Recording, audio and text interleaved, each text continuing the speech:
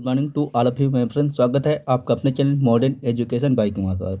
इस वीडियो में most important derivation को हम लोग करने वाले हैं।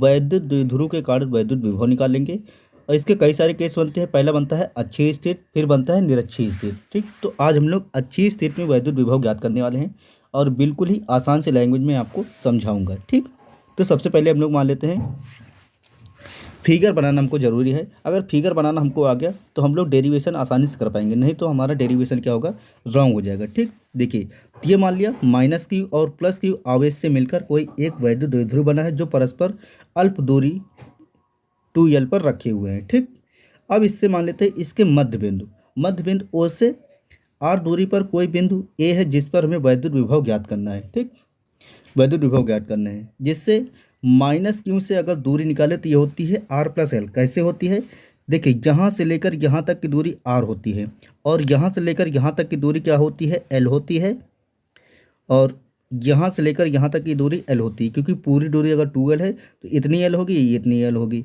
तो यहाँ पर l प्लस हो जाएगा, l प्लस r हो गया, तो ये हमारी माइनस क्यू से दूरी हो गई। और प्लस क्यू से अगर दूरी निकाली जाए तो जो r होगा r में से ये वाला l माइनस हो जाएगा, तो यानी कि r माइनस एल बराबर ये हो जाएगा। ठीक, तो ये हो गया, ये आपकी डिफिनेशन हो गई, सॉरी फिगर आपको हो गया। अब हम लोग चलते हैं डेरिवेशन करने के लिए। ठीक, डेरिवेशन कैसे करेंगे, लिखेंगे प्लस क्यू आवेश के कारण बिंदु ए पर वैद्युत विभव। अब ये हमारा प्लस क्यू आवेश है जिसके कारण बिंदु ए पर वैद्युत विभव ज्ञात करना है। ठीक, तो परिभाषा क्या होती है, परिभाषा सूत्र बोल सकते हैं हम लोग, लिखेंगे V1 बराबर 1/4πε0 के क्यों, क्योंकि ये वाला प्लस हो, प्लस क्यों है तो प्लस हमको लिखें या फिर ना लिखें, प्लस क्यों बटे r माइनस एल यहाँ से दूरी है इसलिए इतना कर दिए। ठीक, ये हमारा V1 निकलेगा।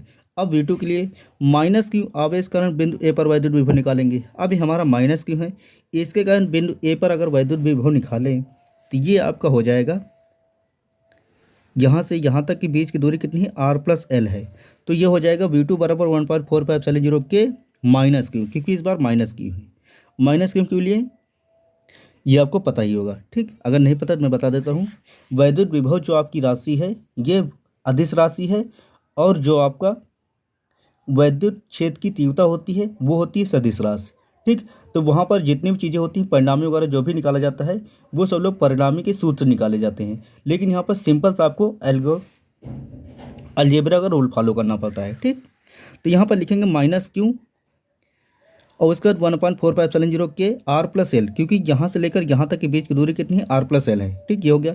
फिर लिखेंगे बिंदु ए पर, यानी कि बिंदु ए पर परिणामी वैद्युत क्षेत्र की तीव्रता है। परिणामी मतलब प्लस क्यू और माइनस क्यू आवेश कारण टोटल यहाँ पर कितनी वैद्युत विभव उत्पन्न होगा। ठीक, तो लिखेंगे V1 बराबर V1 प्लस V2।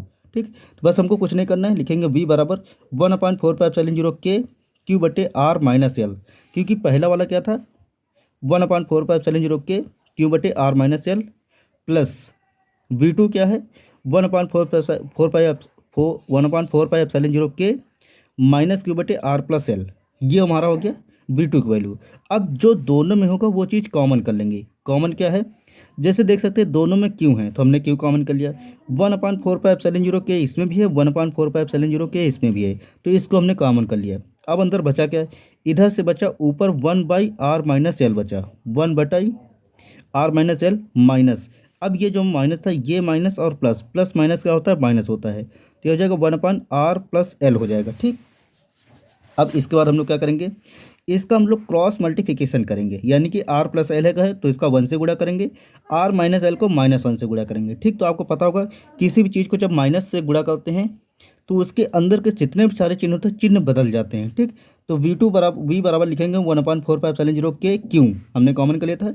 इधर लिखेंगे r प्लस एल, और इधर जब लिखेंगे तो r देखिए अभी प्लस में है तो माइनस में हो जाएगा, एल इधर माइनस में है तो ये प्लस में हो जाएगा, क्योंकि बाहर हमने माइनस है। ठीक, और उसका माइनस r और ये प्लस r दोनों कैंसिल हो जाएगा, बचे कितना 2l बचेगा। और ये लिखा है a minus B A plus B, तो आपको सूत्र मालूम होगा a माइनस बी दूसरे ब्रैकेट में a प्लस बी, ये गाइस दे सकते हैं a minus B A plus B बराबर सूत्र होता है आपका a square minus B square.